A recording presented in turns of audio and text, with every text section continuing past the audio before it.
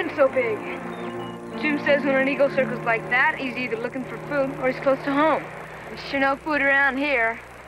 Hey, in that tree over there. Boy, what a whopper of a nest. That must be where he lives. Maybe he lived there once, but no eagle with good sense is gonna keep living in a tree that died. Good windstorm and down it would come. You don't know if he's living in there or not. I ought to go see. You got nothing better to do than go climb a dead tree and go looking at an old eagle's nest? Go right ahead. I'm gonna keep looking for frogs.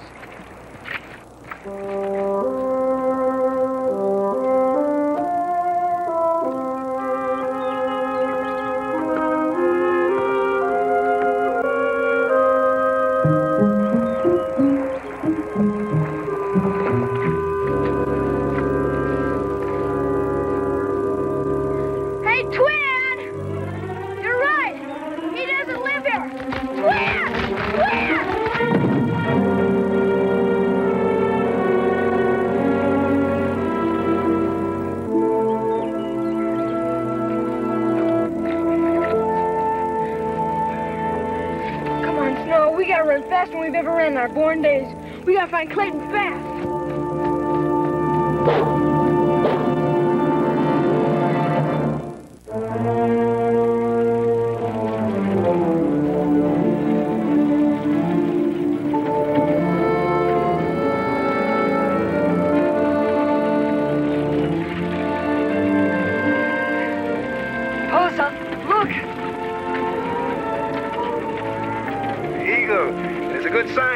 Perhaps he will lead us to our new home.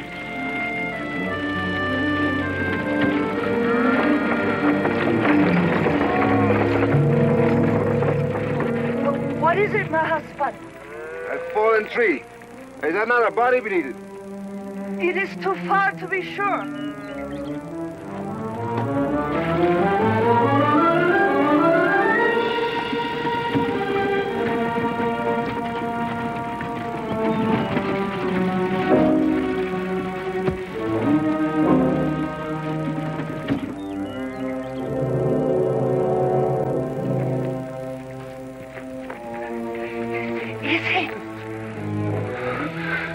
Not dead. We have to get this tree off him before it's too late. Hurry! Hurry! Little twin was climbing a dead tree. It fell on him. Where?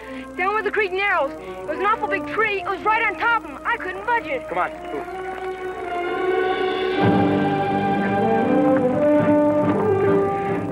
As soon as the weight of the tree is off the boy, you pull it free.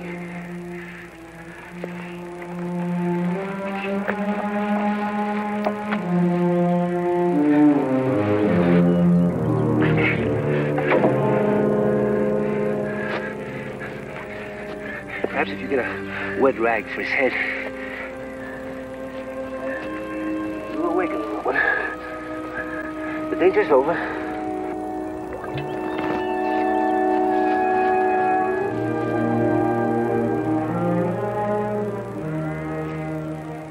The boy will live. I feel no broken bones. Perhaps in time. You see? What do I tell you about the eagle? He brings the luck. Where do you come from, boy? How did you wind up beneath the tree? I was looking at the eagle's nest, and then I guess the tree just fell. Can you sit up? You feel no pain? I'm all right, honest. Pulse up. Others come.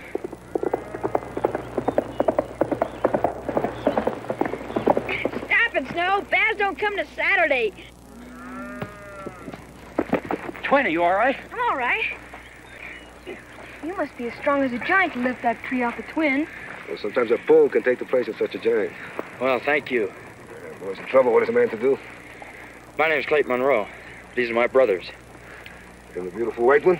His name is Snow. He's sort of part of the family. It's a good family. This is my wife, Margue. Hello. I am Posa. It's nice to know you, Posa. It's good to know you. Sir, you will not be angry with me if my herd crosses your land. You see, we are in much of a hurry. Sure, you can cross my land. But this isn't my land. Belongs to a family named Wales. He's a tough old man with 2 sons with nothing but trouble on their minds. I'm afraid I think they'll take too kindly to your being here. Speak of the devil. That's one of his sons now.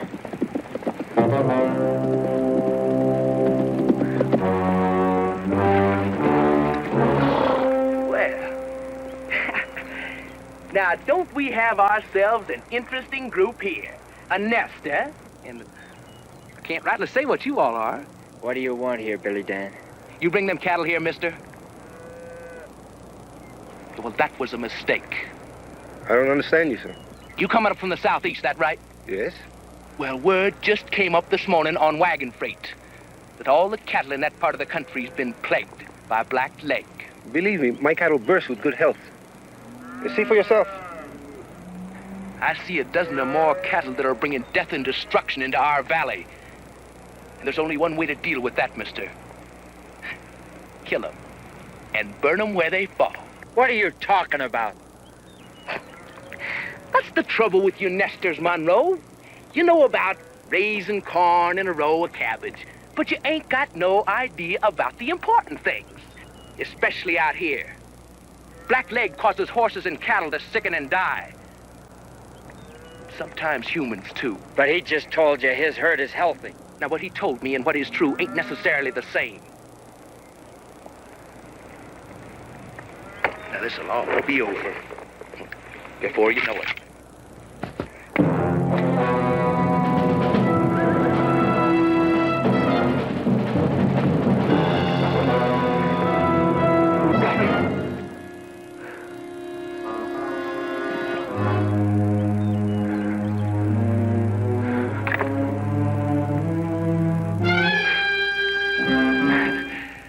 Seeing you, Monroe.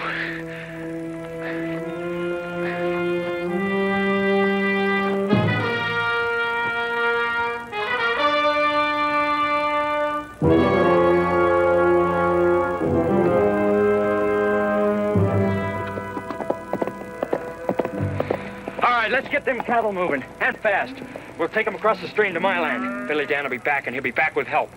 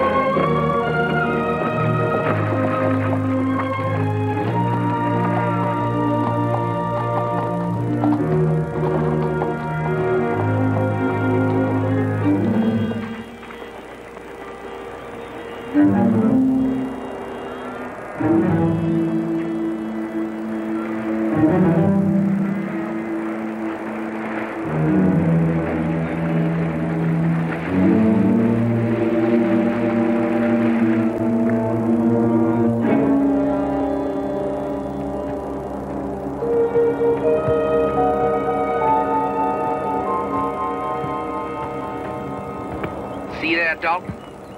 The whole diseased herd of them. You fellas got something on your minds? Yeah. We want them cows. Dead. What happens to those cows depends on me. They're on my land. My guess is you know as much about cows as I know about raising wheat. Animals can have blackleg, and you won't know it until they start dropping. And all the time, they can be spreading the disease like sand on a windy day. They said they're just passing through. Passing through, huh? You Mexican? Yeah, I know what they are, Dalton. They're gypsies. You remember? Why, we run some of them out of the valley, not more than a year ago. Gypsies? Besides stealing, I thought gypsies was most likely to raise sheep instead of cattle. It's why we come to this part of the country. The too late we discover here is no good for sheep herder. So we do the only thing we can. We buy this small herd of cattle. And you plan on moving right through. Is that it? We only move away from the sickness. We move to the pasture land on the other side of the mountain. And just how fast you planning on moving? As fast as cattle go. It's slow. You be out of this valley tomorrow, or I'll shoot every cow you've got and we'll hang you from a high tree and let your missus watch you sway. We go. Fast as cattle go. There ain't a stockman in this territory that wouldn't hang a man who brought in disease. That also goes for anybody that gives him a helping hand. You know something, Dalton? With your hating them so much, I just naturally take to them. They're gonna be nice to have around. Have it your way, Monroe. Then it'll be one nester dangling next to him. Get out of here. Ain't bad enough he's a nester. But put that together with protecting diseased cattle. Woo-wee! Wait till Pa hears about this. You can expect a visit from Pa. But I would suggest that you don't wag that tongue of yours too much at him. He's likely to cut it off.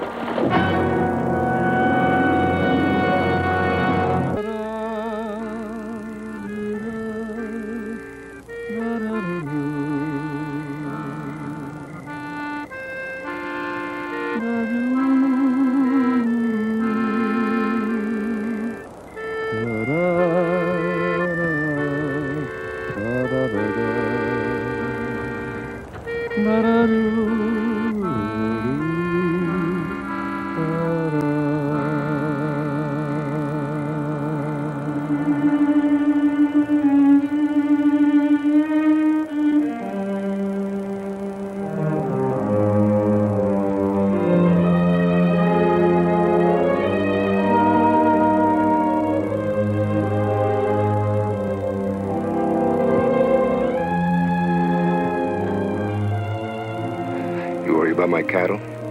About what these men say, that they may come back? There's good reason to worry, Poser. Knowing the whales, they'll be back. The question is when. I find out about this black leg 3 days ago. And what these men say is true. It's walking death for animals such as these. But I find out in time.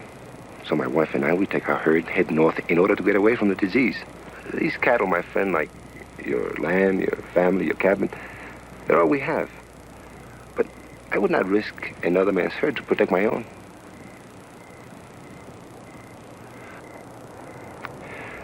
We will leave by the first light of morning.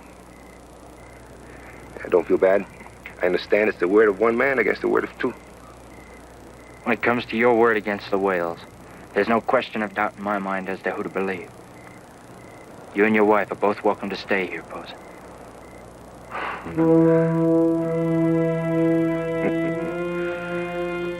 6 years of it, huh? You, Mr. Lobo?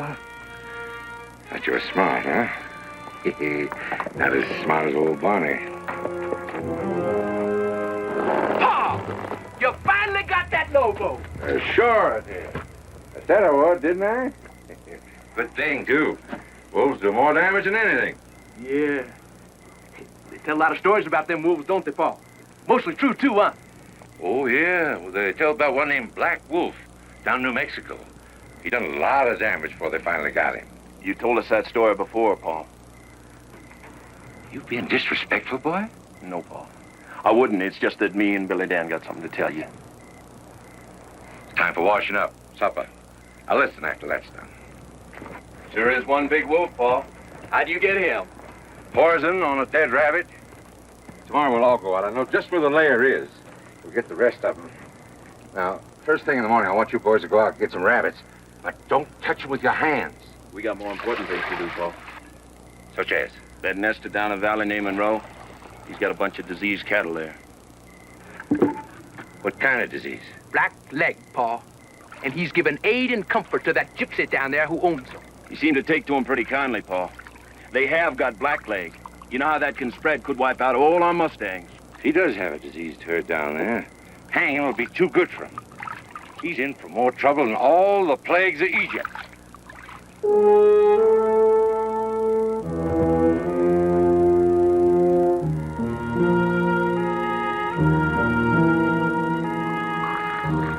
Boy, he sure can squirt.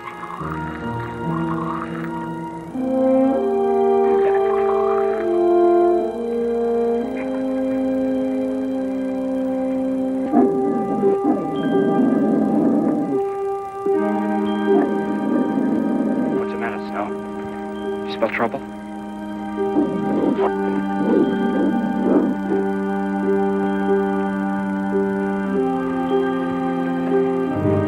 I'm sure it's nothing.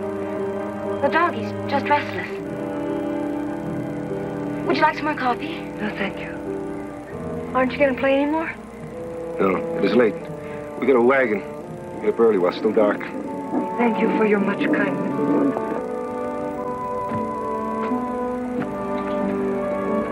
We'll move on tomorrow early. We hope we do not leave bad blood for you with your neighbor. Don't worry, Posa. It'll work out. Good night. Good night.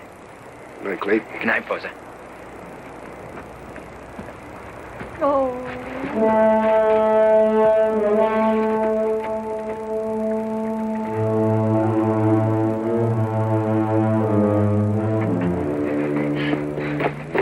I think time is close.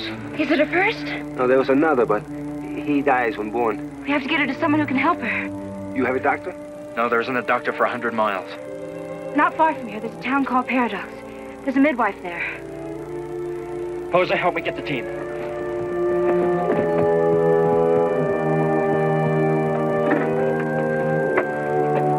What's the matter with her? She's sick? No, she's going to have a baby. Aren't you proud enough to know what a baby is? Yeah, you are. Friends, give us a hand to hitch the team.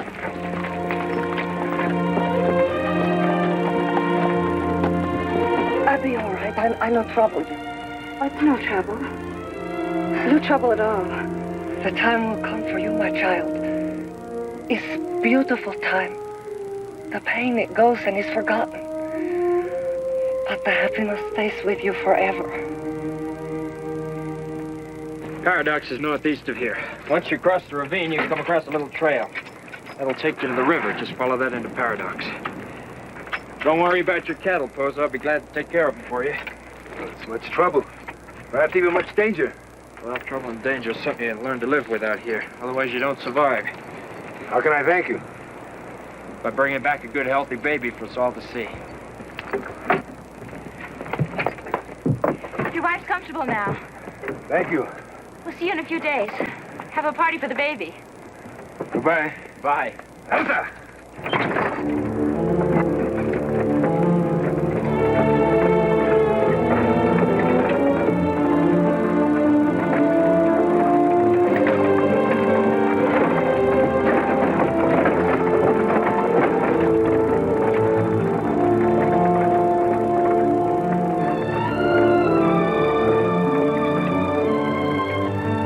Get ready for bed.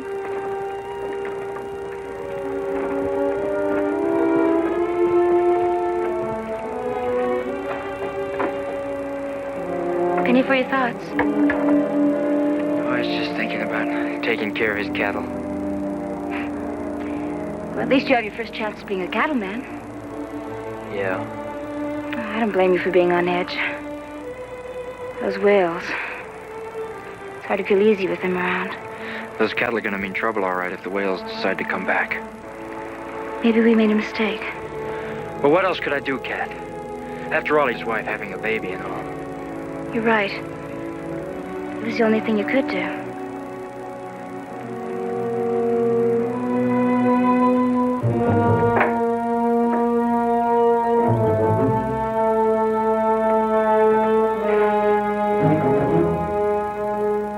Hey, Pa. All ready? ready, Paul.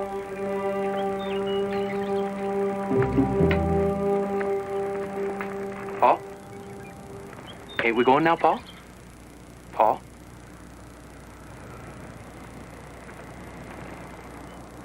Paul? Oh, I was just thinking of something your ma used to quote from the good book. I remember it well. What was that, Paul? You might say it reflects on this occasion.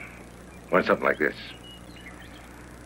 And the fearful and the unbelieving, and the abominable and murderers, and the whoremongers and sorcerers and idolaters, and all liars shall have their part in that lake which burneth with fire and brimstone, which is the second death.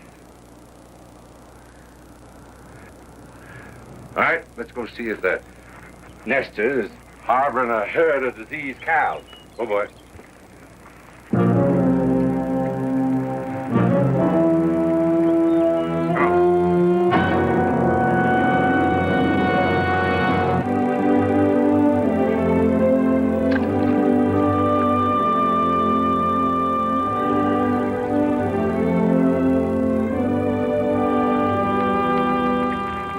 No! Stay here. Keep away from them cattle. You get kicked. Wait! Clayt, there's one sick! Come here, quick! He's real sick!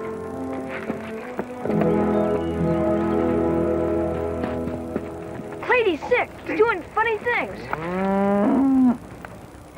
Watch him. He's been kind of sick all morning. He's not sick. She's gonna have a baby. A baby? A baby calf? Well, what did you think? Oh, boy! A baby calf! Calf, baby! Well, we better get her in the corral. She could get trampled on out here. I'll go get her a pillow. Hey, wait a minute. Where are you going? Get her a pillow. Why do you want a pillow? To put her head on. You don't need a pillow. She's not a woman. Come on, help me get her in the corral. Atta girl. What are you putting a rope around her for? Just leave her there. We're gonna move her. She could get trampled out here. You let go. Let her stay here. Well, what do you know about all this? We need hot water, I bet. Twin, go in the house. There's a book next to the Bible. It's called Home Medicine. Go get it. Clayt! Don't you come over here! This is our place!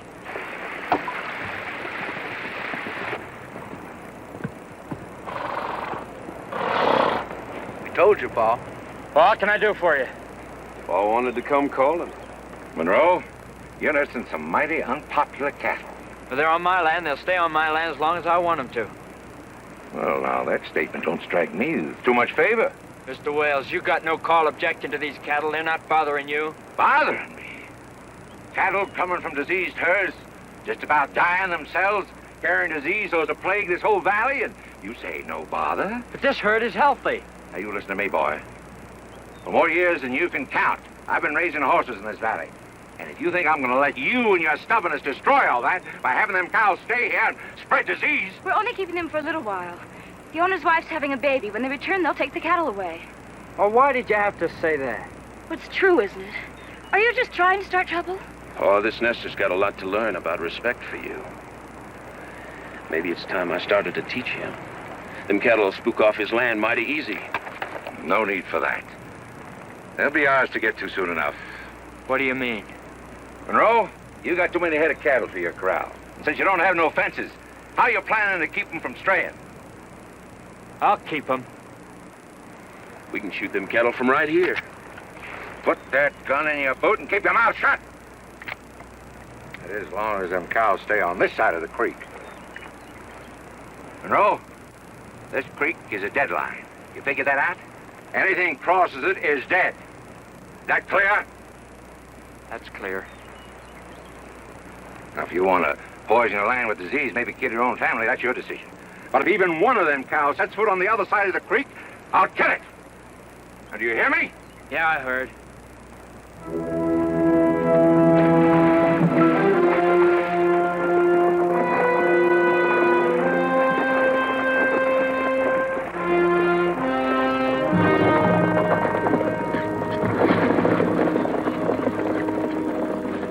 Look, there's a cow. There's a calf, too. Hey!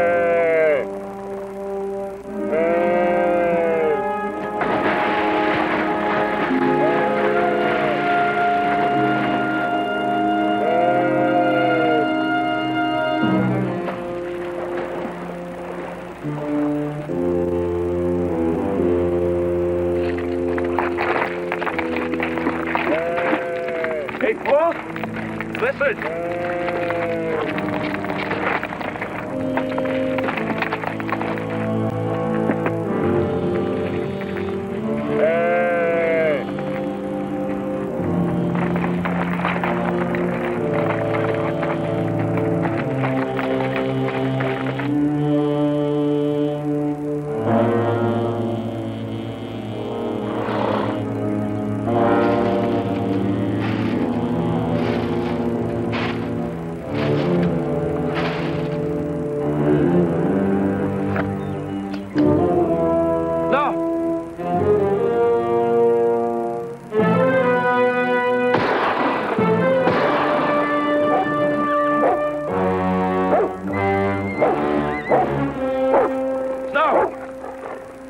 I'd call that a real inexpensive lesson, Monroe. One dead cow. Better keep your dog back. And keep them cows back there, too, on the other side. We'll be watching to see that you do.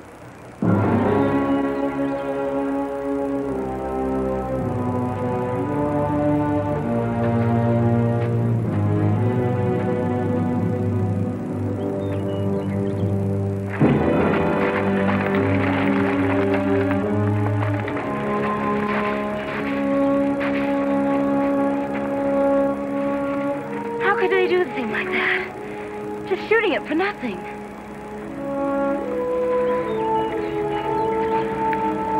Wait, we got a baby! Come on, Clayt! Clayt, come here! Hurry up! Come on, Clayt!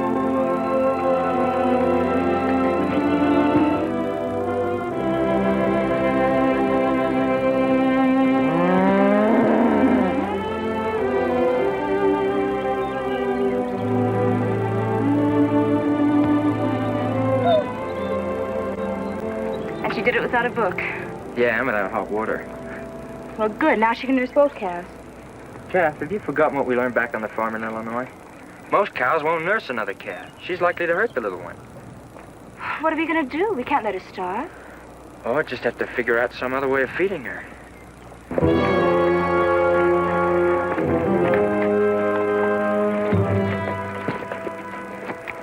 Seems like you kind of got insulted, Paul. No, I wasn't insulted. Boy was just standing his ground. Like I told him, he keeps them cows on the other side of the creek. There'll be no more trouble.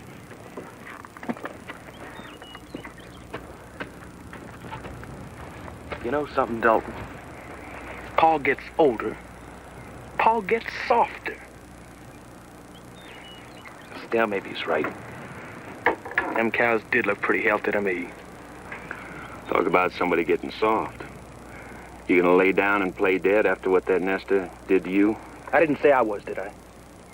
Yeah, no, that's more like it. You know, Brother Billy Dan, if there was to be about 15 dead cows tomorrow morning, Clayton Monroe might figure it was time to leave this valley. You figuring on shooting them cows, are you, Dalton? No, you can't shoot them. Ought to hear about it. Got to work quiet at night. Yeah? What type of quiet work was you thinking of? You'll see. Tonight.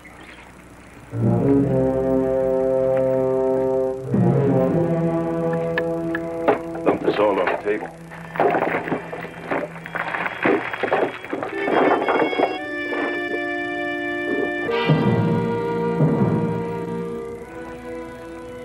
What are you cooking up? Wait till them cows get a taste of this. Paul's gonna be downright proud of us. Yeah. So sure shake that Monroe all right. Us ridding him of all them filthy critters. Hey, when it dries, won't all that stuff flake off? Some will, but what cows that won't kill us, you're gonna be feeling mighty poorly, you can bet. You know something, Dalton? I think you're right. This just might be the one thing that'll drive Monroe off our land. Been thinking the same. We should have done something about Monroe before this. That's why Paul treats us like young'uns, why he don't respect us like he should. Because we showed him we could handle ourselves. This will show him. Dump the blocks into the sack.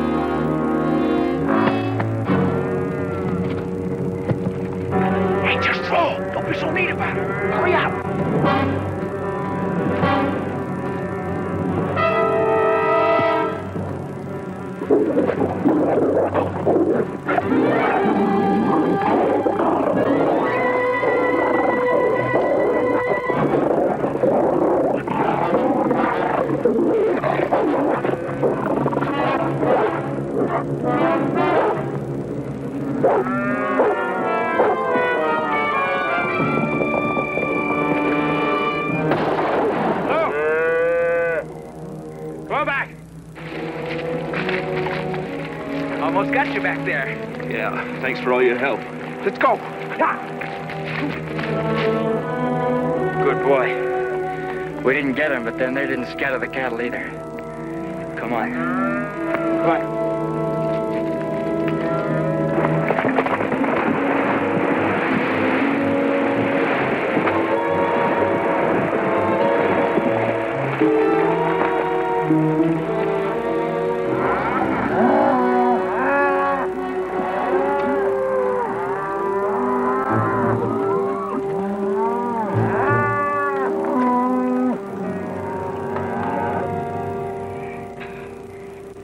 Poor little thing. You want to take a drop?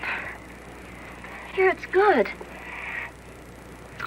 I don't know what to do. He'll starve. Yeah, try putting it on my finger.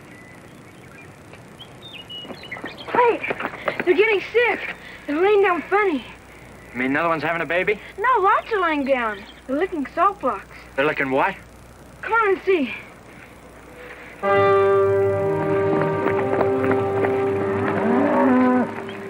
I didn't have any salt blocks. Something's funny. Look, I'm a cat. Drop it!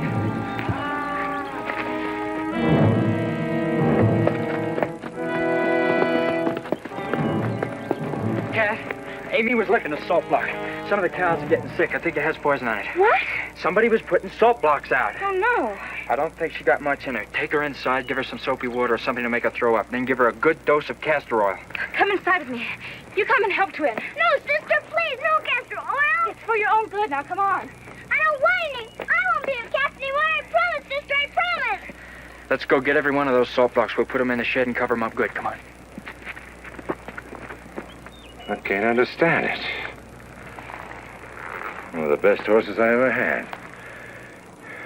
Yesterday, he was just full of lightning and thunder, then to die so sudden.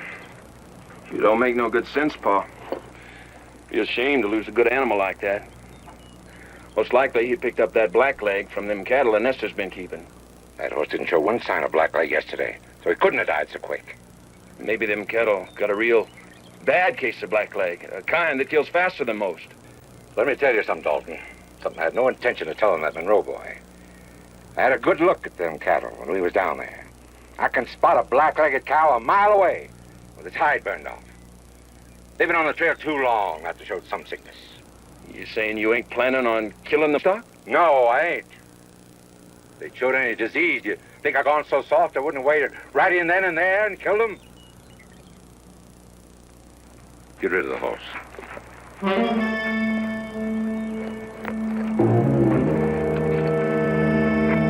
Are you going to be a good girl and take this? You going to open your mouth? If you'd played with those salt blocks any longer, you would have needed a lot more than castor oil. So that isn't so bad now, is it? Yes! Is Amy going to be all right? Wouldn't you say so by looking at her? Yeah, I'd say she's on the road to a speedy recovery. Kath will be back as soon as I can. Where are you going? It's a matter of these salt blocks. I've got to find out who put them there.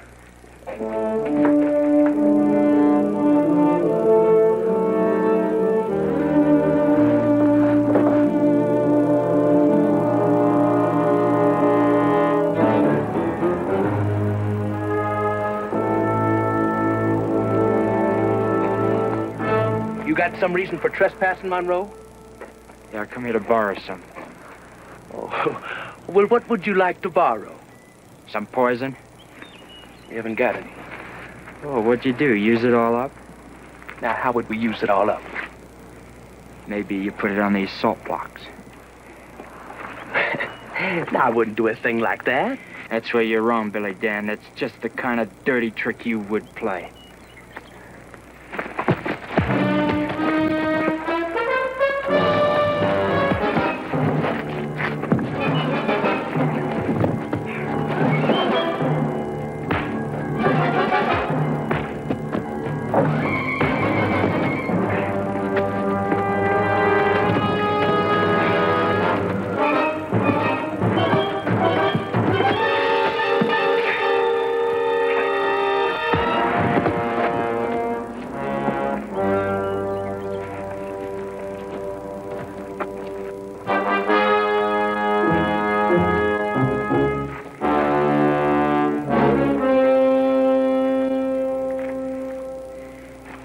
had some cause for an argument with my son, Nestor? You bet I have. Somebody was putting these salt licks in my meadow, and they're poison. Now, most of my cows are sickening, and my sister was licking it, too.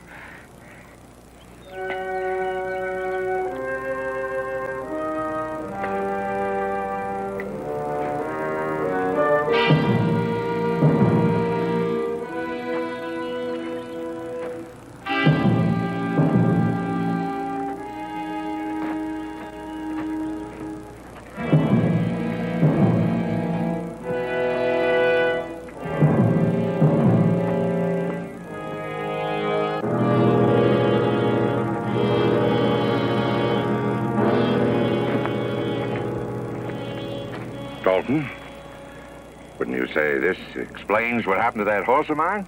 Now, look, Pa. I can't speak for Billy Dan, but you know I wouldn't be caught doing a thing like that. Maybe he got some foolish idea last night. Get in the house. After I finish my business with Monroe, you and me's got some business to tend to. But, Pa! Get in the house!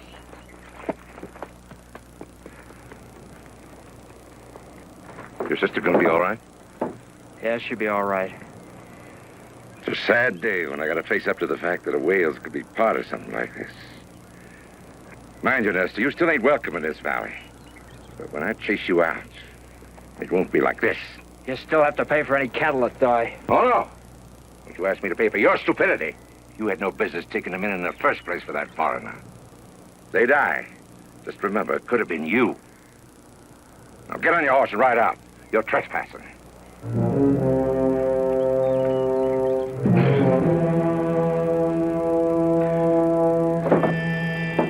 What happened? Nothing's happened yet, boy. It's just about to begin. Get on your feet. Get in the house.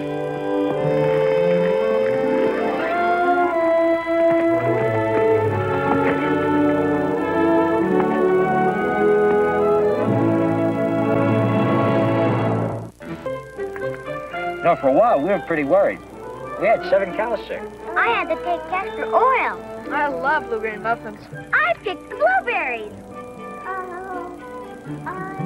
It's a beautiful baby. Thank you. She is a beautiful girl. My husband tells them the story. When the baby is born, we think, what is a good name for such a lovely child? So then we say, the prettiest name we know is Kathleen. Thank you. That's almost like your mother, sister. You tell us about the cow the Welshmen killed.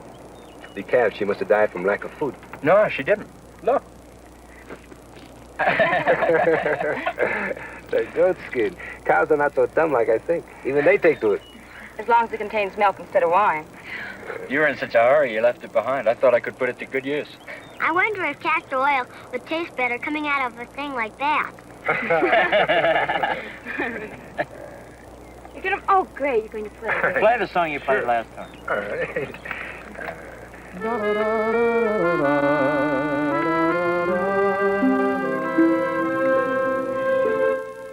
Every weekend, when criminals threaten to disrupt TV Land, TV Land's Crime Stoppers come to the rescue. And every month...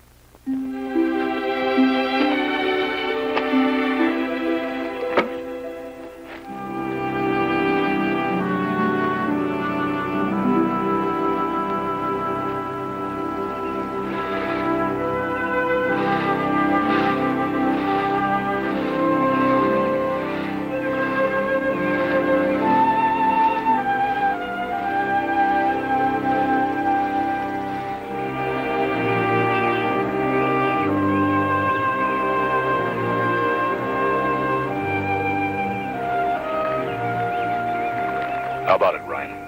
Is that the Indian? I don't think so, sir. He don't look like how I remember him. Well, that don't sound like you, Ryan. Not remembering what the man looked like you claim almost wiped out your whole patrol. He's the man you're looking for, Captain.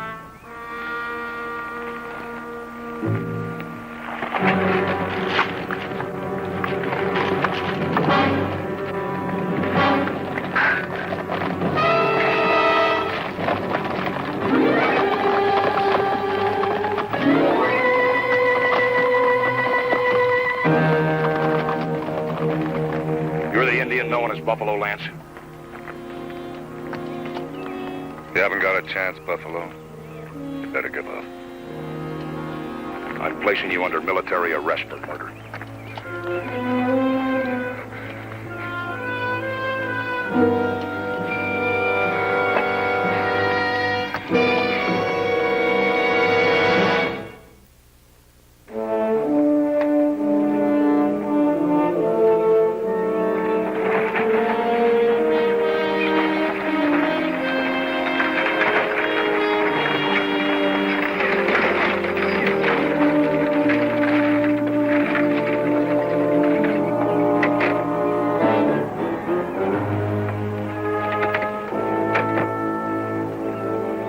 Afternoon. I'm Captain Stone, Commandant at Fort Auger. I'm Clayton Monroe. These are my brothers and sisters. What are you doing with Jim? Your friend Jim is a fugitive, Mr. Monroe. He's wanted by the United States Army for murder. Now, I see you're aware of the circumstances.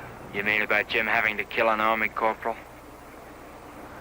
Well, he told me he had to do it to save a whole patrol. Well, that'll be something for a court-martial board to decide. Well, what about the others? The others in that patrol, didn't they tell you what really happened? Several of these troopers were on that patrol, and they did tell what happened. How they saw your friend Jim shoot the corporal in charge. Sergeant Ryan here was no more than a few feet away when it happened. He's already testified about the argument between the Army scout and Corporal Blackner. How he saw them fight and the Indian kill the corporal. Well, Captain, wait a minute. You've got to listen. That'll be enough about the Indian, Mr. Monroe. You have your own problems. Since you were aware that this man was a fugitive from the Army, you could be considered an accomplice. Fox. No trouble for family. Captain, did I say a word? Mr. Monroe, this is Fox Bonner. He's our civilian scout for this expedition. What is it, Bonner? About the young fellow here. Now, you couldn't rightly expect a man to take an Indian 70 miles across the mountains, even if he wanted to. I don't claim to be no authority on Army justice, but I'd say he had a mighty good claim to innocence. You've got a point. All right, Monroe, we'll forget this incident, in so much as you're concerned. Now, if you have no objections, we'll bivouac nearby and continue our march in the morning. Captain, that's not the point. Jim is a good man. He'd never murder anybody. I told you, Monroe, that's up to a court-martial board to decide. My orders read that if I find this man, to bring him back to trial. I don't understand. Why would an Army patrol go to all this trouble and come so far just for one man? Well, finding this Indian you call Jim and bring him in is sort of a side issue, you might say. Our real mission was to chase a group of important Cheyenne.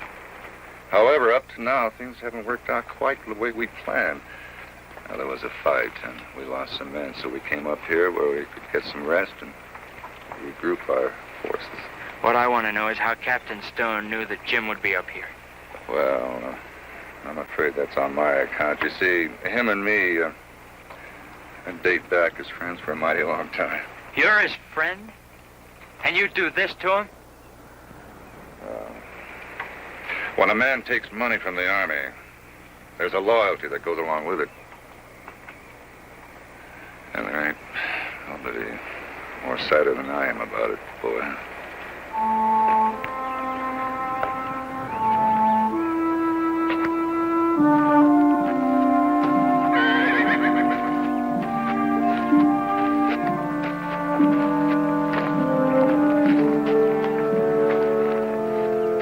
You surprised me. I thought you'd put up a fight. Yeah, we took him a lot easier than I thought we would. In his spot, I think I'd have spilled a little blood. You see, Injun, I was on that patrol when you killed Corporal Blackner. So were some of the other men in this outfit. We all know what's waiting for you once we get you back to the fort. Now, look, you pay attention when I speak, Injun. Now, then. If it hadn't have been for Sergeant Ryan over there, once you killed Blackner, we'd all been dead. That's the difference between a man who's got iron down his back and one whose spine's made of jelly. What happened made Ryan a hero. And you're gonna be a dead Injun. Good. Did you know hear the captain? The trial will be held when we get back to the fort. You'll leave the prisoner alone.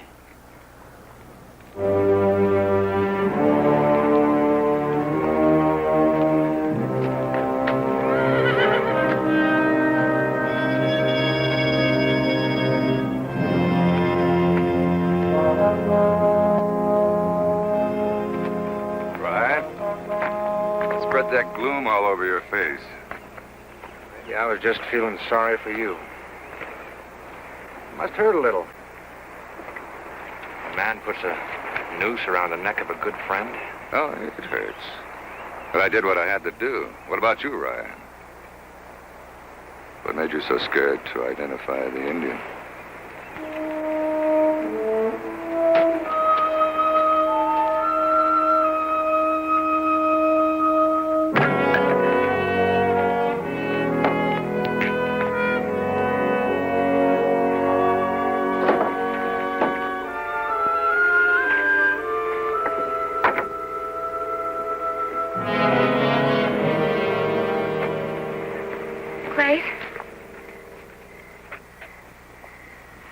Cat, there's only one thing I can do.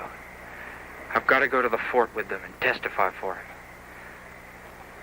I'll tell them all the good things he's done, everything I know about him. I'll testify for Jim. Whatever you decided. It's up to you. Yeah. It means leaving you here alone with the little ones. Isn't that little enough that we can do for Jim? I'll tell the captain that I'm going with them.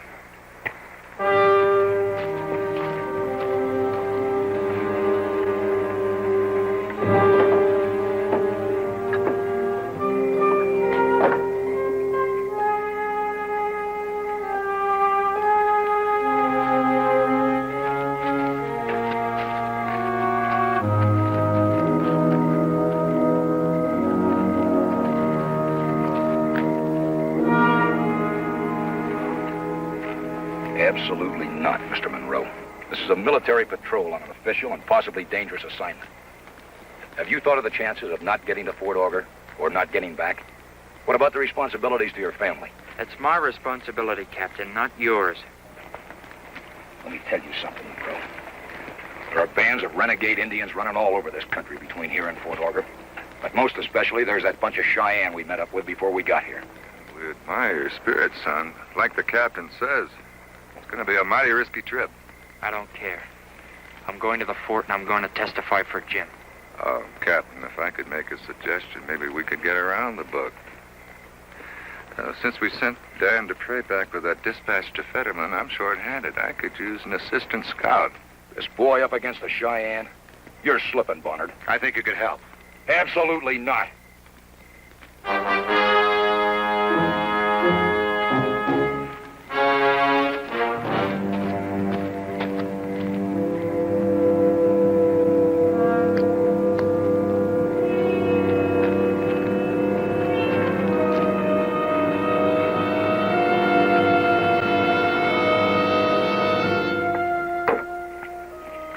Twins?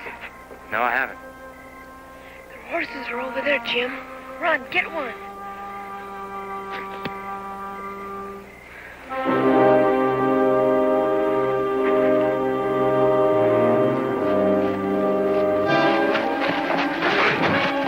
Hey, the engine's loose. Get him.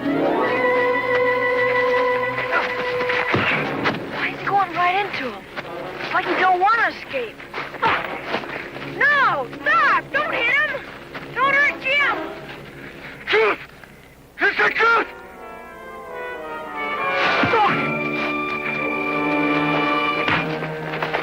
All right, what's going on here? Those kids cut that engine loose.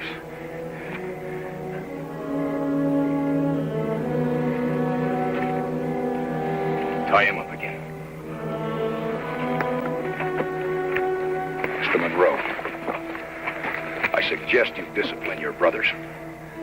Tell them that interfering with the Army in the performance of its duty is a very serious offense. You bet I will. Kath, take him back to the cabin. But Clayt, Jim could have got away on a horse, but he'd run right into these men. What? And I heard him say something to the sergeant there about telling the truth. Just what I've been doing. Ever since that Injun killed Corporal Blackner. Tell him the truth.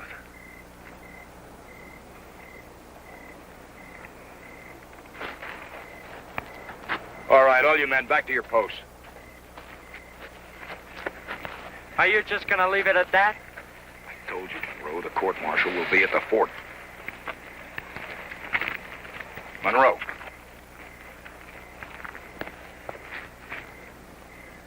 could be that I've been wrong about you. From what I just saw, you handle yourself pretty well. Maybe we can use you. From now on, you'll be Mr. Bonner's new assistant. We mount up at dawn. There'll be no waiting. Is that understood? Yes, sir.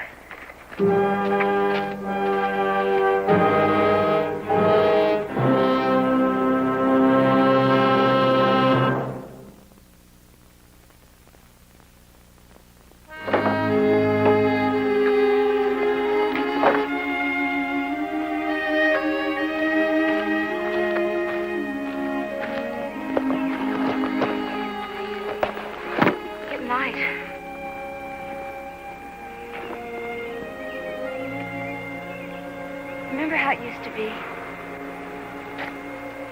I'm talking about back in Fairfield. I wasn't much bigger than Amy. Remember what, Kat? How before Mom and Pa get up, you and me'd sneak outside and see the first red-breasted robin. I remember. We'd sit out there by the fence till the sun came up over the hill on the far side of the house. I can still smell the wood burning from the fire pot starting the stove. Then biscuits and ham. I miss it too, Kat. I sometimes wonder why Mom and Pa want to leave a place like that. Looking back, it seemed like a good life to me. It was a good life. We're gonna build us a better life out here. And somehow we're gonna make that include Jim. All right, Sergeant, move him out. Forward, ho!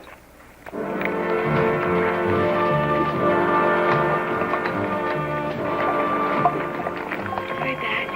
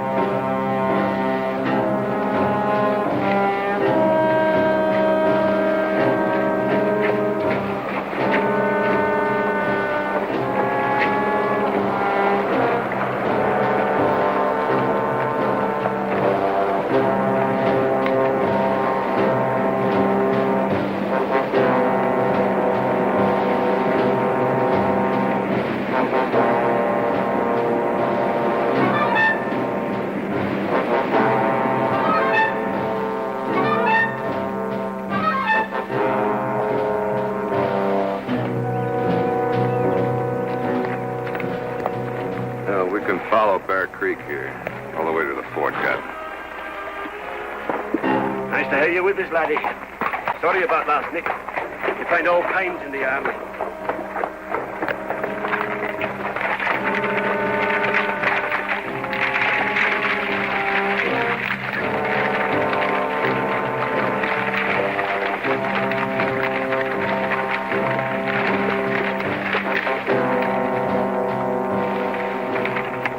Jim, last night you could have escaped, but you didn't. You ran to Ryan, you told him to tell the truth. What did you mean? Clayt. Get first.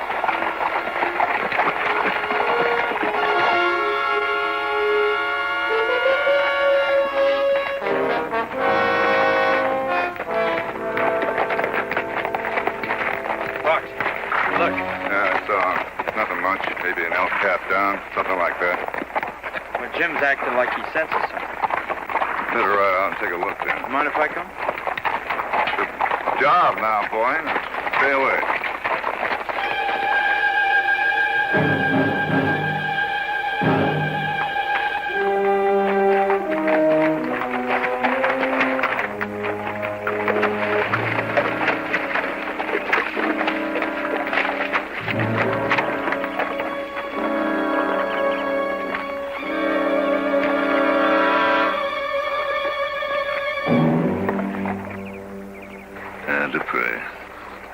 I sent back to Fort Fetterman. Let them know that we had spotted the Cheyenne war chief and his escort.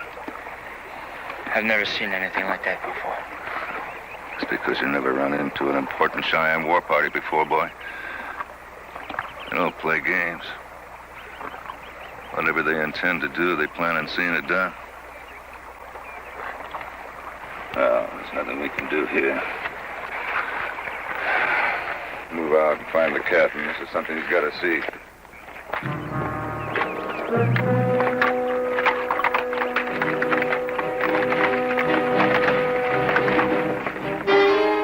Staked out with strips of rawhide. He did not die with comfort.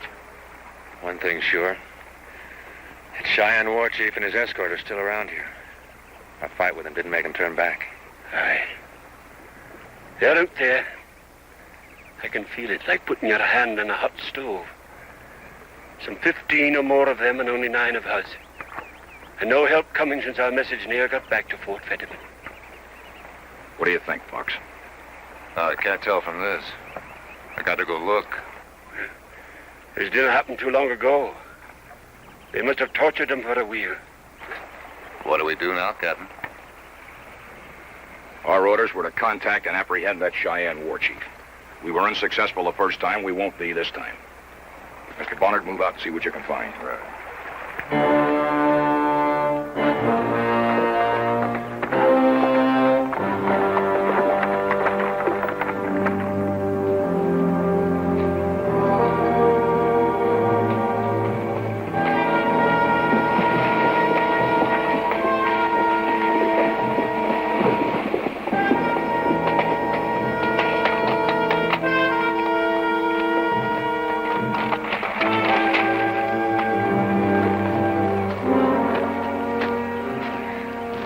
This way, all right. No offense, son, but this is where I wish we had good old Buffalo Jim along. You can all but tell how long ago they passed and what they were wearing. If you think so much of Jim, why did you point him out to the captain? It was a duty, son. There were only 2 of us that could have done it, Ryan and me, and for some reason, Ryan wouldn't tell. What do you mean? I can't put my finger on it exactly. But there we were, and Ryan just plain wouldn't point out Jim. As if he didn't want the army to take him prisoner. But it was Ryan who testified against Jim. Well, that's a fact. That's why it's so peculiar. Well, water's over the bridge now. Yeah, to find us some Cheyenne.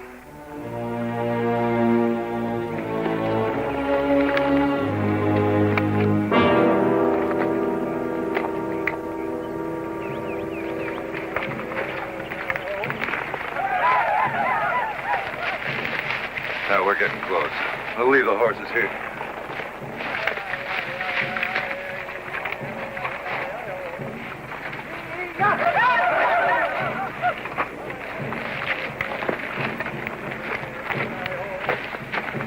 Boy, if we run into trouble, you get out of here fast. Huh? Tell them where they are. Get help. Understand?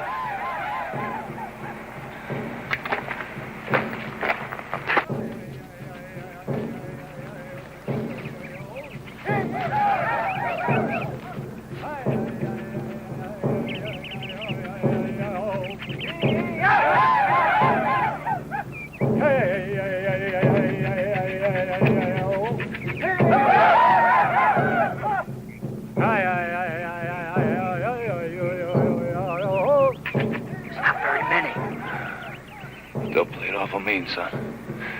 See that one with the buffalo hat? He's the great war chief. We can't let him get to those tribes up north.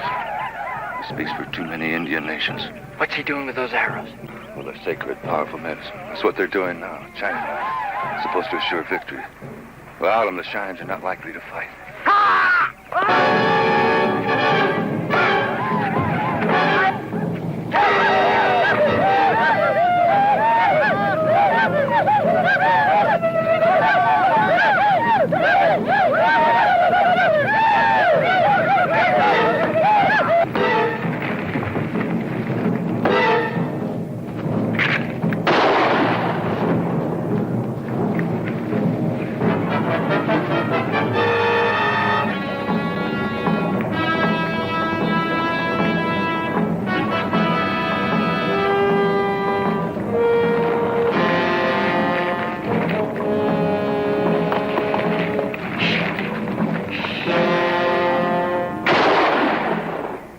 Cheyenne were there?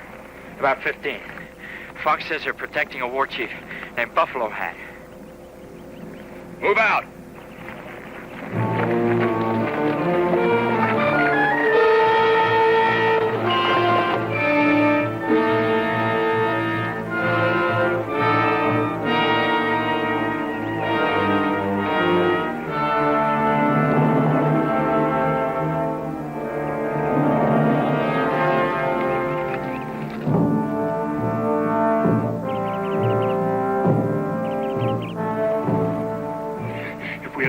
Kill him for sure. And I cannot see any way to release him. He'll not endure much longer. Fox need help. Cut loose.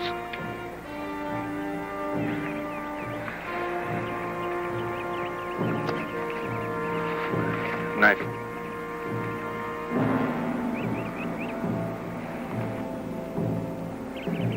We're gonna have to chance it. We'll spread out and attack. We're lucky we can get to Fox before they kill him. That won't be necessary, Captain. What do you mean? Jim will get Fox. Jim? The Indian, he's gone. I cut him loose. You what? Fox is his friend. Jim will get him. He'd better, Mr. Monroe, or you're in serious trouble. Perhaps you are already. The rest of you, leave your horses and follow me.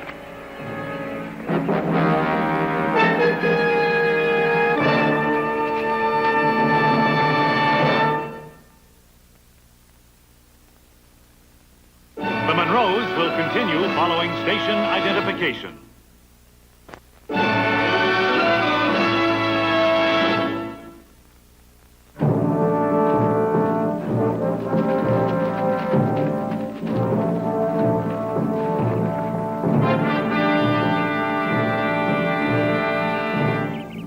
Ryan, Gardner, take 2 men. Get between them and their horses. We'll hit them from both sides.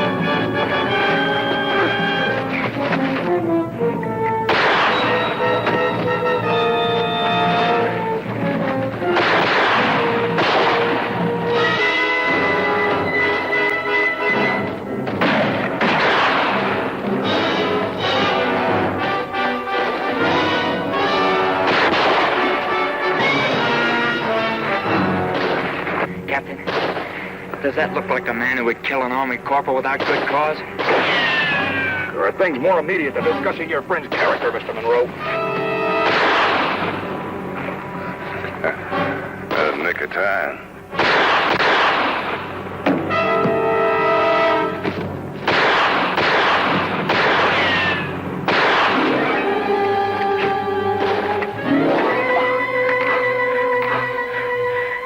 Forget it, Randy. I'm all right. This old bull may be getting a bit long in the ears, but they ain't got his horns yet.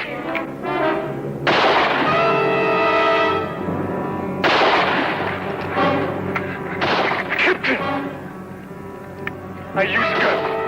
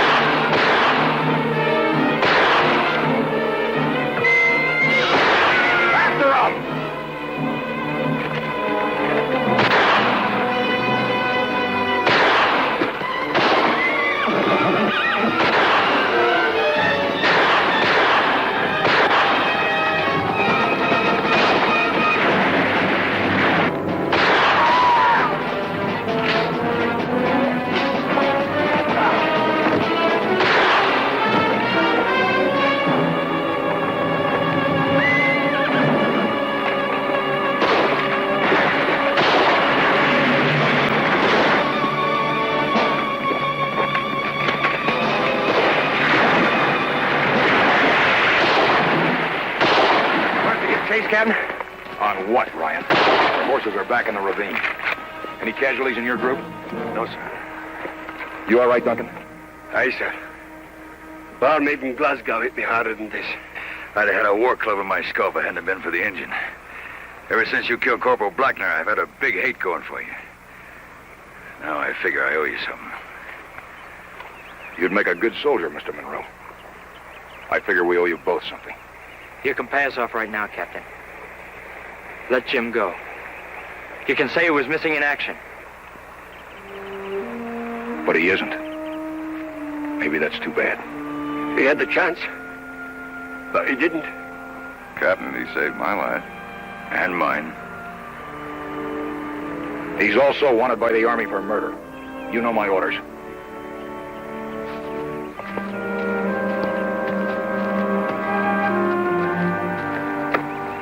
Pardon, Captain. But if I could have a moment? What is it, Fox? Oh, it's just that I'm sort of puzzled. You weren't always a book soldier. Oh? Yeah, word gets around amongst us scouts. I'd known some were with you in other commands, and they said that you were a wild one. Anything to get the job done. Or for your men. A wild one. And where did it get me? Nothing but trouble. I'll be a captain for the next 20 years. No, it's the fight any officer has that comes up through the ranks. Who ain't a West Pointer? And a Johnny Reb to boot. I wouldn't be an officer at all if it hadn't been for General Carlisle. Yeah, I know. And you haven't had a promotion since he died. Now they sent you to the hole. Fort Auger, one of the worst little posts in all of the Western Division. Now you've given up. Turned into a book soldier. It's not like you, Captain.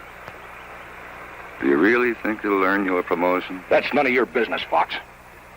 Yours is the latest of Fort Auger. Now tend to it.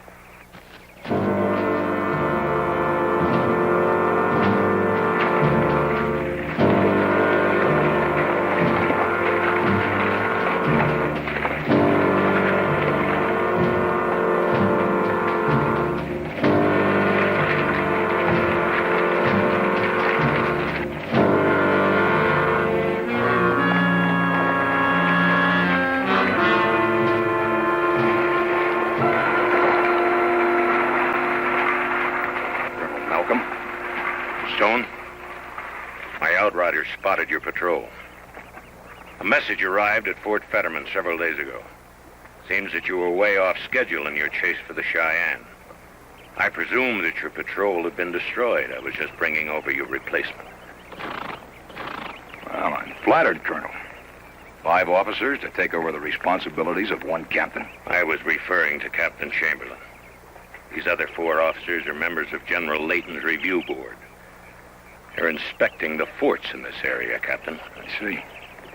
Not very much protection for such an important entourage. As you're well aware, Captain, there's been much hostile activity in this area.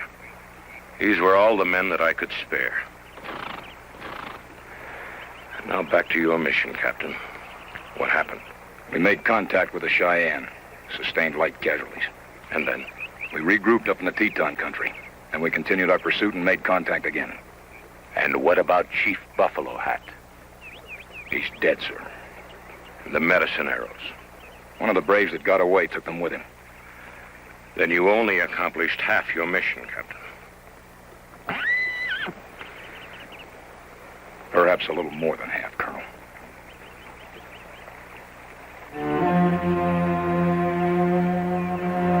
Well, Captain, it would seem you did accomplish somewhat more than I expected. Bring that man forward.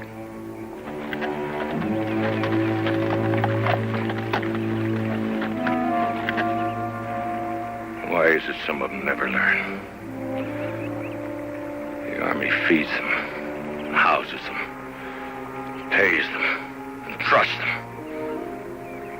And they end up murdering one of our own men, thinking that nothing will be done about it.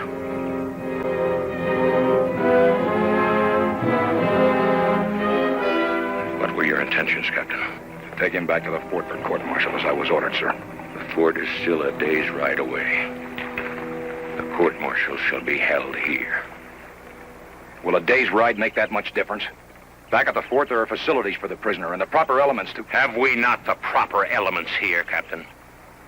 The 5 officers for the board, the witnesses we call anyway, and the prisoner at hand. Is that an order, Colonel? It's a request, Captain.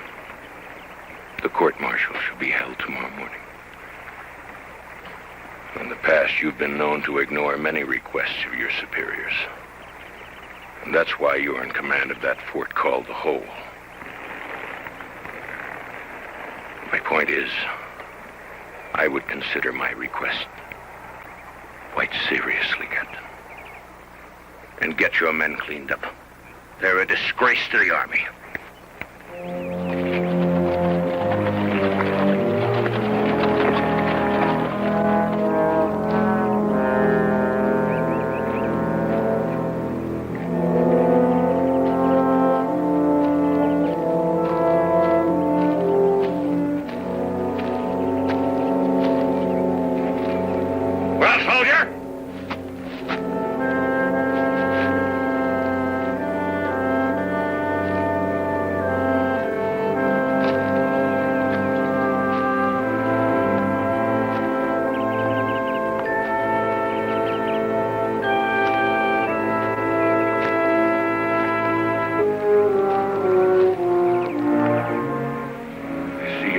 Soft on Indian Stone.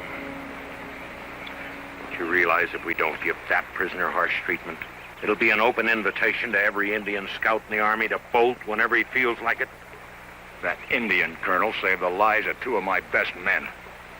He fought with us and well against the Cheyenne. He had a chance to escape and he didn't take it. He murdered a man in cold blood. A soldier. A non-commissioned officer. And then he lied about him. I am going to see justice done for that. Since we're taking off wraps, Colonel, let's take them all the way off. Why don't you face up to the truth? I've known you since the day I came into this man's army. There's no man you could become so fond of, not without selfish motives. What are you getting at, Stone? I'm getting at Corporal Blackner.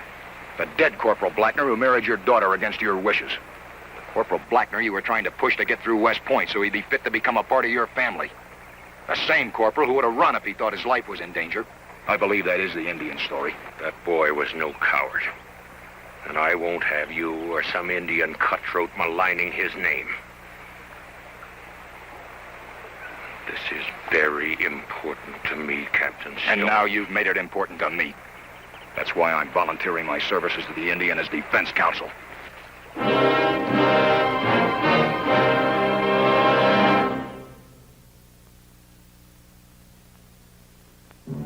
When we ran into the Cheyenne ambush,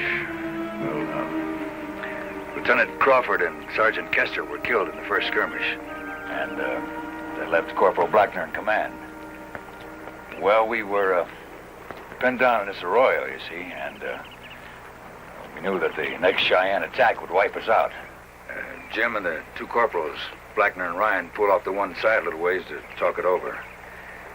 All of a sudden, there was an argument. Jim and Blackner were fighting. Then there was a shot, and Blackner fell. Did Ryan ever tell you what the argument was about? No, sir.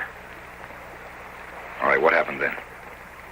Well, then the Cheyenne were coming down from the ridge, and we had to get set. And suddenly Ryan was yelling for us to follow him, and he led us out of the trap.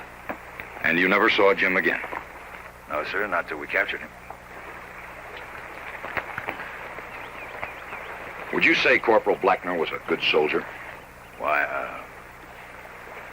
I suppose so, sir. Was he happy in the Army? Well, sir, that's the way it is with a trooper.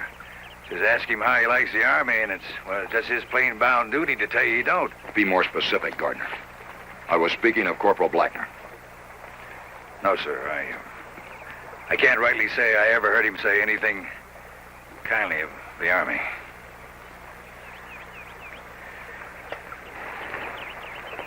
No other questions.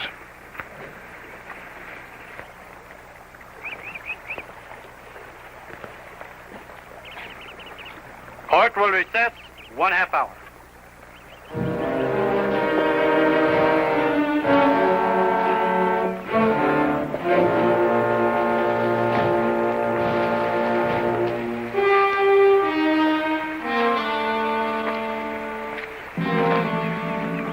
I'm sorry, Captain. I mean about sitting in as a witness and not being no more help to you than I was.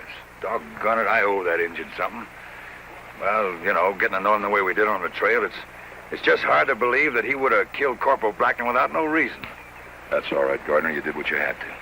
You told the truth, like all the men did. Yes, sir. Captain? Doesn't look so good, does it, sir? No, it doesn't, Clayton. I've learned to know Jim well. He wouldn't have killed that corporal unless he had good cause. I've come to believe that myself. But proof is the important thing here, and proof seems to be on the side of the prosecution. That's why Colonel Malcolm whispered to Captain Chamberlain. He wanted to hold up the proceedings any further until Sergeant Ryan returns from patrol. The Colonel knows that Ryan's testimony is all he'll need. Well, that's what doesn't make sense to me.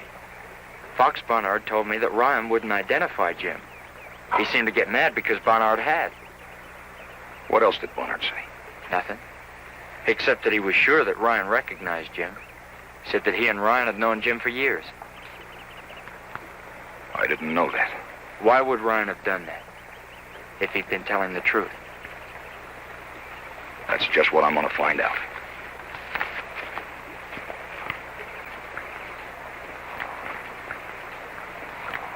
I wouldn't worry, Colonel. Sergeant Ryan ought to be returning from patrol any minute now. What makes you think I'm interested in Sergeant Ryan? Now, Colonel, you wouldn't have asked Captain Chamberlain for a recess just to get a breath of fresh air. That court's plumb full of it. Captain Stone, I'm not going to stand for any more of your impertinence. Sorry, sir. What I came for was to advise you that I intend to call on Sergeant Ryan as a witness for the defense. You lost your senses, Stone. Don't you realize that Ryan is the one man that was right beside that Indian when he murdered Corporal Blackner? I realize Ryan was the only witness when Corporal Blackner was killed. What I want to find out is the truth to what really happened.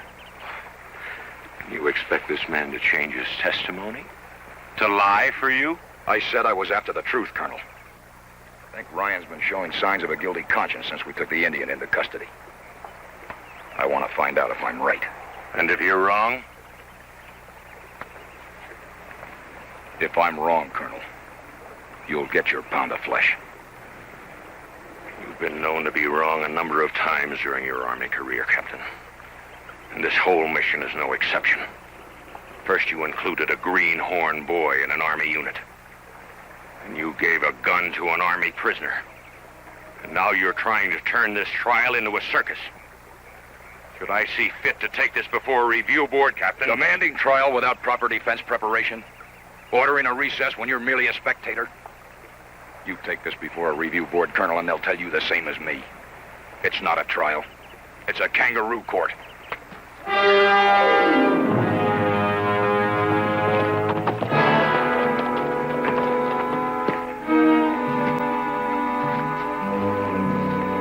One moment, Ryan.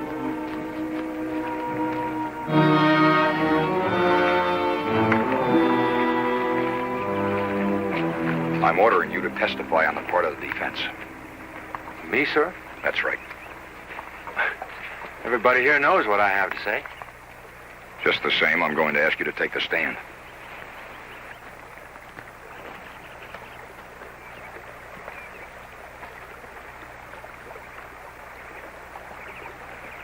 It's not what you said before that we're interested in, Ryan.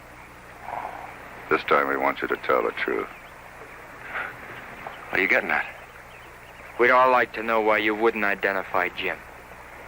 And why you didn't want him taken prisoner. Now, wait a minute. What you getting so upset for, laddie? All we want you to do is to speak up and tell the truth. I told the truth. Well, no. You better give that a lot more thought between now and when you get up there on that witness stand. Because you're going to have to live with us for a while around here. I'll call it my Scottish charm. But all the troopers seem to think of me as their good friend. And if I didn't like somebody, it could go hard with that man. So thinking of you as kindly as I do, Mr. Ryan, I suggest that you tell the truth and nothing but the truth.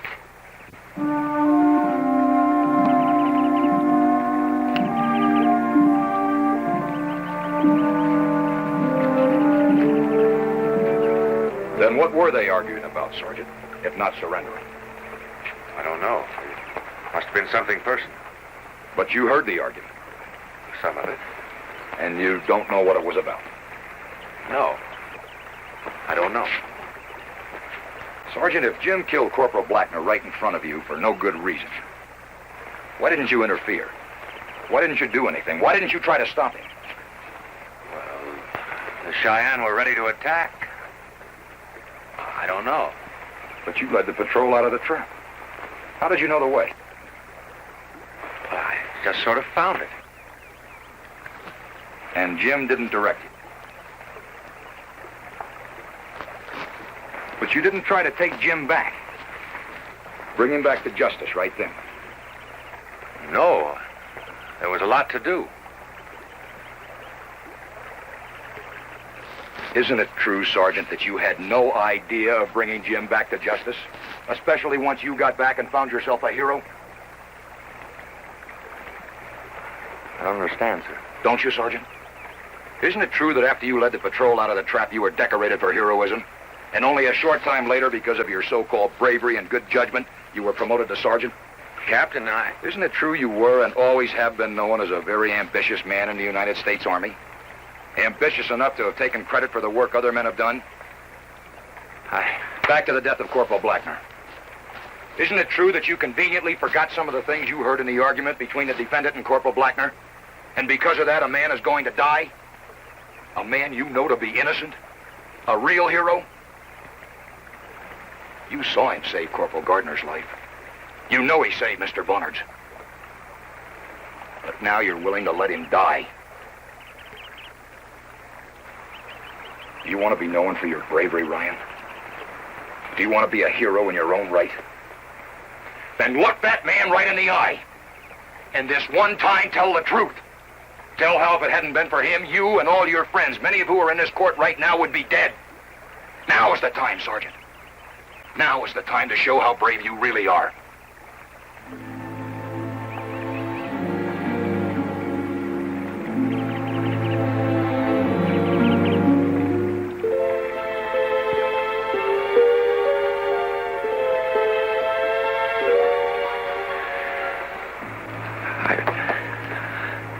I didn't really mean any harm to Jim.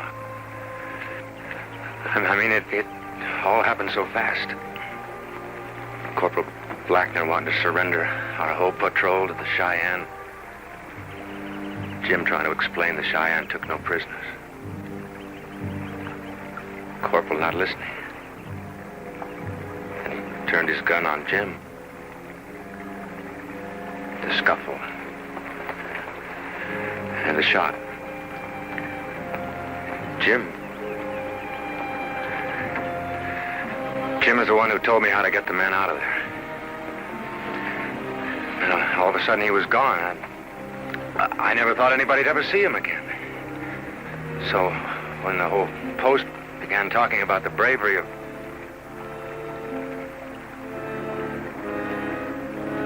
Sergeant Ryan,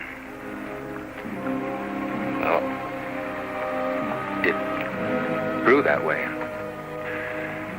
Something I couldn't stop.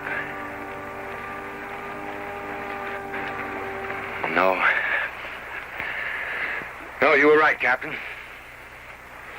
Something I didn't want to stop.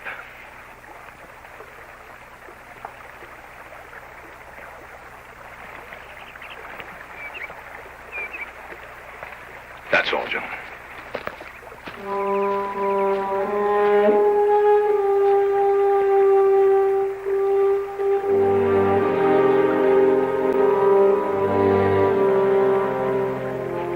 I just wanted to say that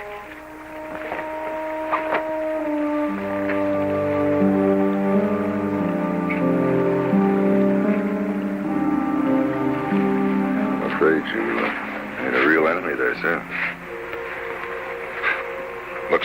once. Funny, too. I just wanted to tell him I knew what he was going through. And for that reason, I don't consider this a victory.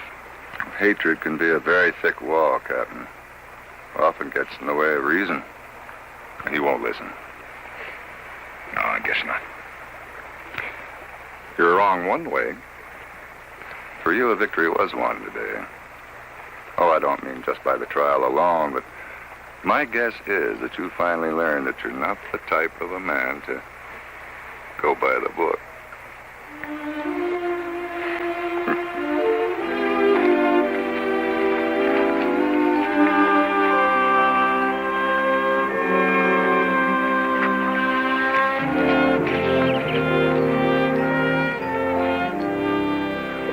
Buffalo Jim. Captain, when we first met, I didn't think too much of you. But I've sure changed my mind. I reckon that works both ways, Clayton. Thank you, sir, for everything. Captain, Jim. I understand you. Goodbye.